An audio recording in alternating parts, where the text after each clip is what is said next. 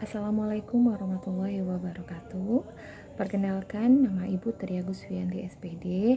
Ibu akan mengajar pendidikan Pancasila dan Kewarganegaraan di kelas 7I untuk 1 tahun ini. Untuk kelas 7, khusus Ibu aja yang di 7I.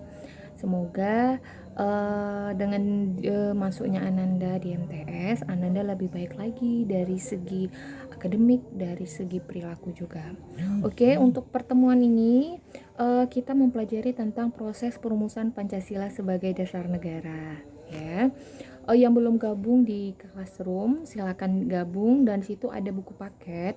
Kenapa Ibu bagikan buku paket itu? Agar untuk meringankan beban orang tua Ananda. Jadi buku paket itu boleh di-download, dibaca, jangan dibuat tidur saja ya. Lalu kalau misalnya punya kakak atau abang, boleh pinjam buku abang atau kakaknya. Yang punya rezeki lebih boleh beli. Harganya tidak mahal kok ya. Oke, kita masuk ke proses perumusan Pancasila sebagai dasar negara. Yang pertama itu pembentukan Badan Penyelidik Usaha-usaha Persiapan Kemerdekaan Indonesia. Ini boleh dibaca. Kayak yang pertama itu kan, Jepang meyakinkan bangsa Indonesia tentang kemerdekaan yang dijanjikan dengan membentuk Badan Penyelidik Usaha-usaha Persiapan Kemerdekaan Indonesia atau yang disebut dengan BPUPKI atau dalam bahasa Jepang yaitu Dokutsu Jumbicho Sakai. Biasanya tentang BPUPKI ini banyak sekali masuk dalam ujian, mulai dari tanggalnya, kapan sidangnya, kapan pembentukannya. Jadi tolong lebih memperbanyak membaca di rumah ya. Oke, selanjutnya inilah dia suasana sidang BPUPKI. Nanti kamu bisa skip videonya pelan-pelan kalau ingin membaca ya. Karena nanti kalau semakin lama, nanti takutnya kualitas videonya berat, kamu akan semakin sulit untuk menontonnya ya. Oke. Selanjutnya, setelah terbentuknya BPKI, segera mengadakan persidangan. Jadi setelah dibentuk, para petinggi itu membentuk persidangan, di mana persidangan itu ada pendapat dari 3 orang, yaitu Mr. Muhammad Yamin, Mr. Supomo, dan Insinyur Soekarno. Di mana di situ mereka membahas tentang dasar negara. Karena ketika kita sudah membentuk negara, otomatis kita harus tahu apa sih dasar negara kita. Sama ketika kita sudah masuk dalam kelas, kita juga membangun dasar-dasar kelas kita. Contoh, siapa wali kelasnya, siapa ketua kelasnya, sama seperti itu. Yang pertama itu ada dari tokoh Muhammad Yamin.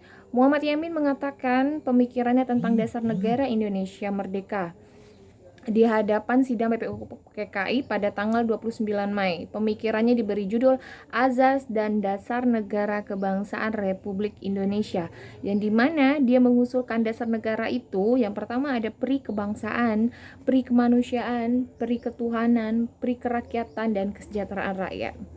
Sedangkan menurut Mr. Supomo, berarti tadi ada 3 tokoh ya. Yang pertama itu Mr. Supomo itu ada beliau mengemukakan bahwa dasar negara yang menurut beliau itu harus ada persatuan, kekeluargaan, keseimbangan lahir dan batin, musyawarah, dan keadilan sosial. Selanjutnya yaitu ada Insinyur Soekarno, yaitu beliau itu mengajukan dasar negara itu pada tanggal 1 Juni 1945, yang dimana ada 5 azas, yaitu kebangsaan Indonesia, internasionalisme, mufakat, kesejahteraan sosial, dan ketuhanan yang Maha Esa, yang dimana kelima azas itu diberi nama Pancasila atas saran temannya yang ahli bahasa. Yang selanjutnya, tanggal 1 Juni diperingati sebagai hari lahirnya Pancasila. Oke, tadi itu sidang yang pertama. Sidang kedua itu pada tanggal 10 sampai 16 Juli. Tolong diingat tanggalnya ya. Pada masa ini itu terjadi nih, dibentuklah tugas panitia 9 yang dimana tugasnya yaitu menampung berbagai aspirasi tentang pembentukan dasar negara Indonesia. Jadi tadi sidang pertamanya membentuk dasar negara. Di sidang kedua ini mereka membentuk sebuah panitia, di mana panitia itu menerima aspirasi semua masyarakat Indonesia. Contoh, oh saya tidak setuju tentang ini karena negara kita adalah negara demokrasi, berarti musyawarah itu adalah salah satu cara untuk mengambil keputusan. Nah, ini dia panitia 9-nya. Jadi panitia 9 itu bekerja keras sehingga pada tanggal 22 Juni berhasil merumuskan dasar negara untuk Indonesia Merdeka, atau rumusan itu dari Muhammad Yamin ya, yang diberi nama Piagam Jakarta 22 Juni ya. Inilah dia anggota panitia 9-nya. Nih, BPUPKI mengadakan sidang kedua pada tanggal 10 sampai dengan 16. Pada masa persidangan itu, BPUPKI membahas rancangan undang-undang. Untuk itu dibentuklah panitia perancang Undang-Undang Dasar yang diketuai oleh Insinyur Soekarno. Hasil kerja kerasnya kemudian disempurnakan kebahasannya oleh panitia penghalus bahasa. Jadi mereka masing-masing sudah punya tugasnya, ya. Tuh. Lalu Insinyur Soekarno melaporkan hasil kerja panitia perancang undang-undang pada sidang BPUPKI pada tanggal 14 Juli 1945. Pada laporannya disebutkan 3 hal pokok, yaitu pernyataan Indonesia Merdeka, pembukaan Undang-Undang Dasar, dan Undang-Undang Dasar itu sendiri atau batang tubuhnya. Lalu pada tanggal 15 dan 16 Juli diadakan sidang untuk menyusun Undang-Undang Dasar berdasarkan hasil kerja panitia perancang Undang-Undang Dasar. Tuh.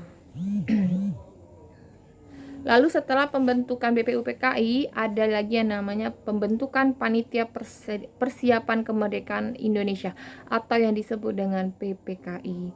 Jadi tadi BPUPKI itu dasarnya, lalu PPKI ini, kalau BPUPKI bedanya dengan BPUPKI, kalau BPUPKI itu dibentuk atas kayak ada campur tangan orang Jepang. Nah, ya kan?